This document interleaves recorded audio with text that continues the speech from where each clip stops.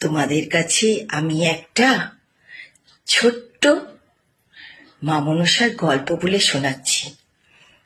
আজ থেকে অনেক বছর আগের কথা। বেহুলা লক্ষীন্দর বেরিয়েছিল সিনেমা।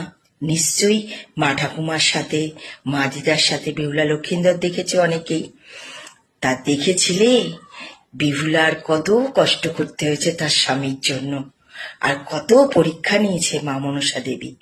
কিন্তু এখন মা মনসা দেবী এত দয়াময় হয়ে গেছে যে উনি আমাদের ধরাধামে, এই পৃথিবীতে, এই মর্তে, এই কলিযুগে নেমে এসেছেন।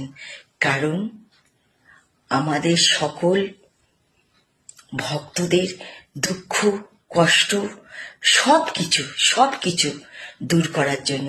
তার জন্য বলছি, মা মনসার ভিডিওটা থেকে অবহেলা করে তোমাদের কাছে আমি একটা ছোট্ট মা মনসার গল্প বলে শোনাচ্ছি।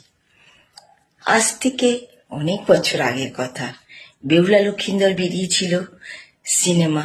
নিশ্চয়ই মা ঠাকুমার সাথে, মা দিদার সাথে বেহুলা লক্ষীন্দর দেখেছে অনেকেই।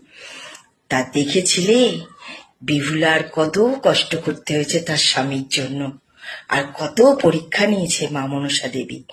কিন্তু এখন মা মনসা দেবী এত দয়াময় হয়ে গেছে যে উনি আমাদের ধরাধামে, এই পৃথিবীতে, এই মর্তে, এই কলিযুগে নেমে এসেছেন। কারণ আমাদের সকল ভক্তদের দুঃখ, কষ্ট সবকিছু দূর করার জন্য।